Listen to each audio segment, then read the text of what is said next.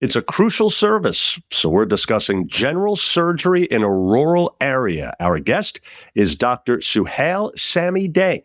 He's a general surgeon for Ward Memorial Hospital.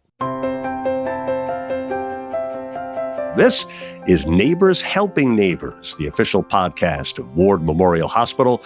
Thanks so much for joining us. I'm Joey Waller. Hi there, doctor. Welcome. Hi, Joey. How are you doing today? Good. Yourself? Great. Thank you.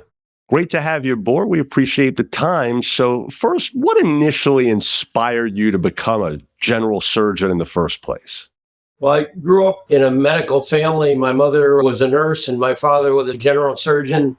They instilled in us kind of from an early age, learning about science. And I saw firsthand patients talking to my family, say in the grocery store, et cetera, and seeing the benefit that patients are getting from the medical profession, specifically nursing and surgery. And so I think that kind of was the background that prompted me in that direction. That's great. And then what you said there kind of gives me a hint as to what your answer is going to be to this next question. What drew you to practice in a rural community? I guess the key word there is community, because you had a big taste of that when you were younger, right? Yes, sir. All my life, I've lived in small towns. I grew up as a child. I was in a small community in a coal mining community in West Virginia. And then we moved to a rural community on the Canadian border in New York State, 150 miles from any major city. And so I became familiar with small town living and healthcare access, the pros and cons in a small area. And speaking of which, why would you say it is so important for a rural community to have access to a skilled general surgeon like yourself? Well, it's very important. I mean, there are emergencies that obviously time is of the essence, and it's very helpful to have a surgeon immediately available.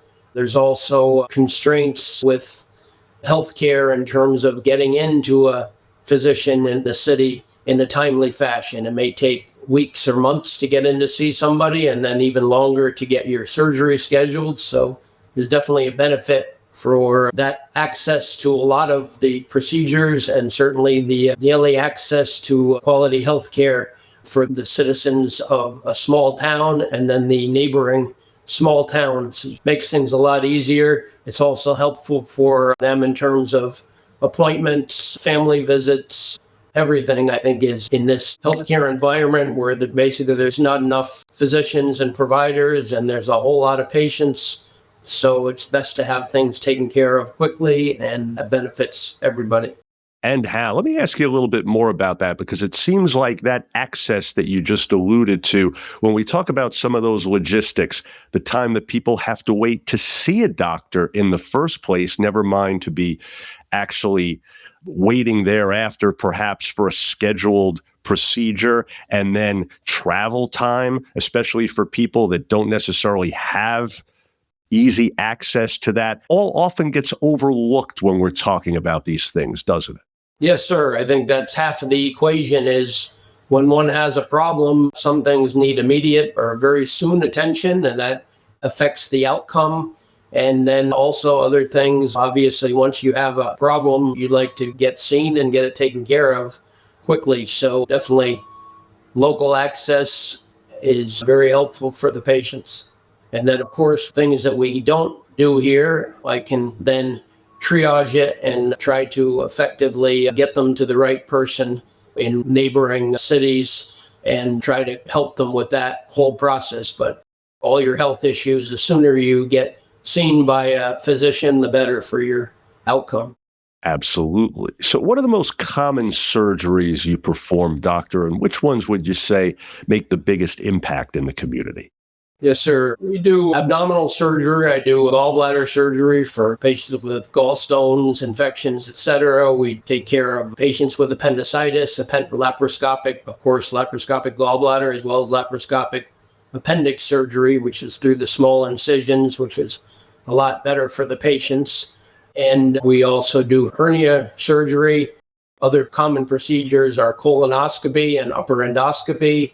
Other procedures, patients with any type of infections, abscesses on their body, skin lesions, skin cancer, some breast surgery, carpal tunnel surgery. There's kind of a lesser volume of that, but we're able to do all of that here. And anything that I deem needs to be done in the medical center, then we arrange for a referral. Well, one of the things you mentioned there was hernia surgery. And I know from personal experience years ago, having had it done myself, that's a great example of one where sometimes it can wait and sometimes it can't, right?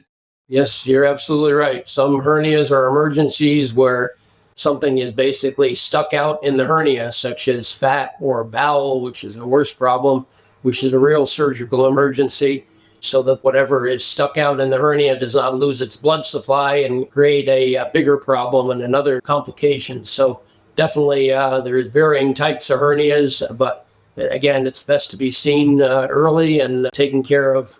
So, how would you say, doctor, that you've been able to adapt your practice to obtain the same or better results than larger facilities that, as we were discussing earlier, are, of course, typically much further away?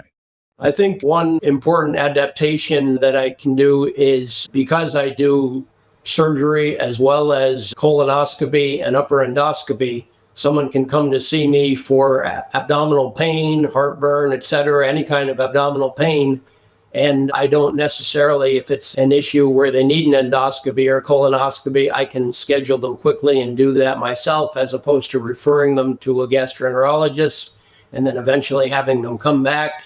And some problems are complex. Sometimes you need those procedures to move along in determining what is wrong with the patient.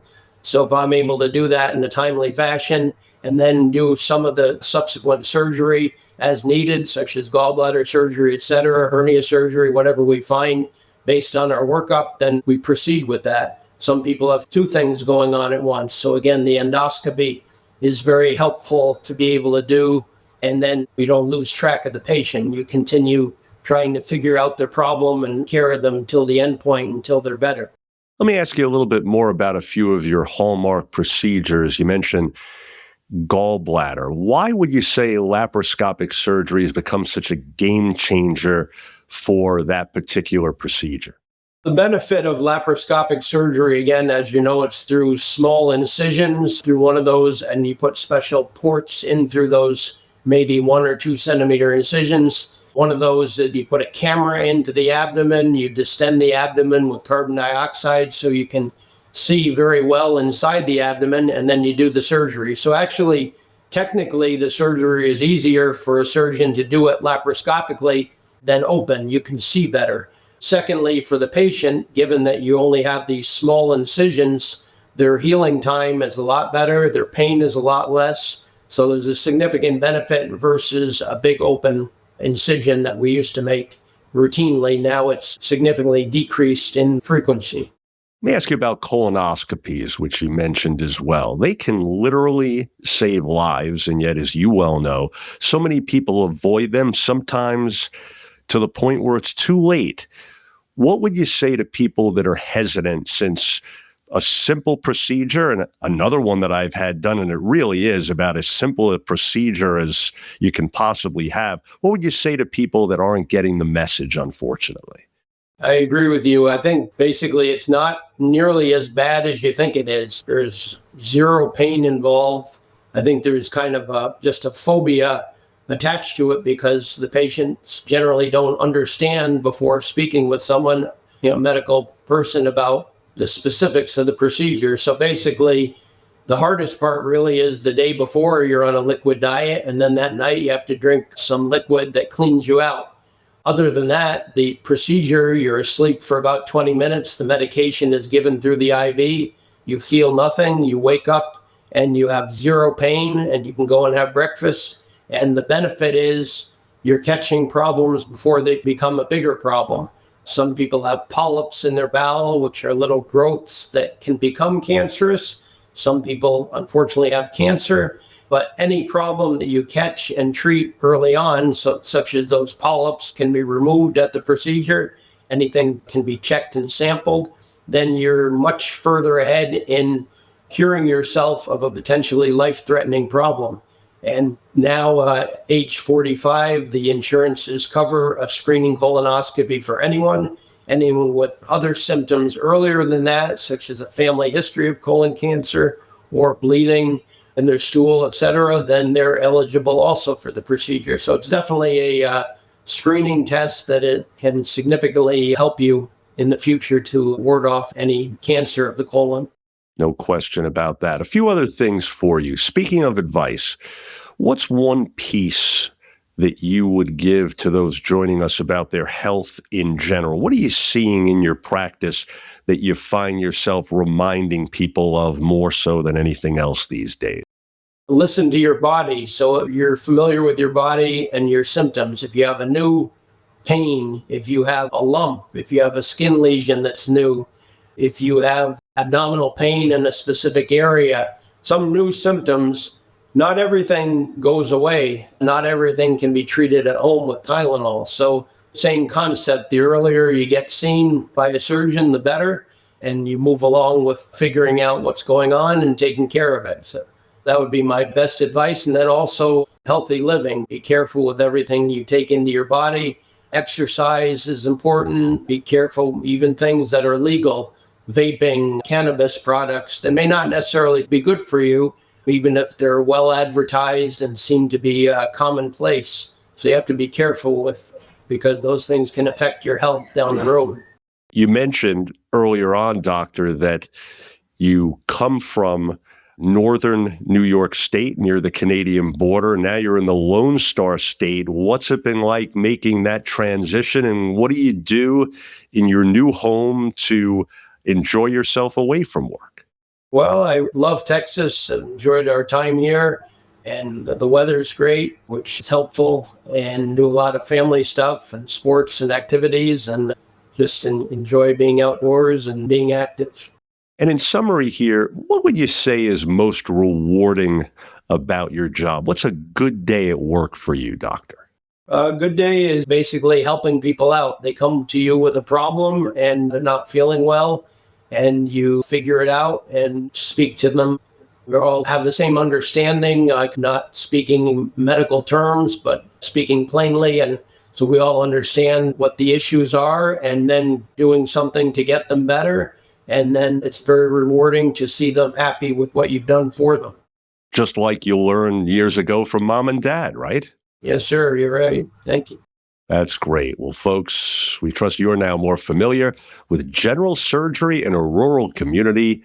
Dr. Daye, a pleasure. Keep up all your great work, and thanks so much again. It's a pleasure, Joey. Thank you very much. Absolutely. And for more information, please do visit wardmemorial.com. For more podcasts like this, please visit wardmemorial.com/podcast. Now, if you found this episode helpful, please do share it on your social media. I'm Joey Waller. Thanks so much again for being part of Neighbors Helping Neighbors, the official podcast of Ward Memorial Hospital.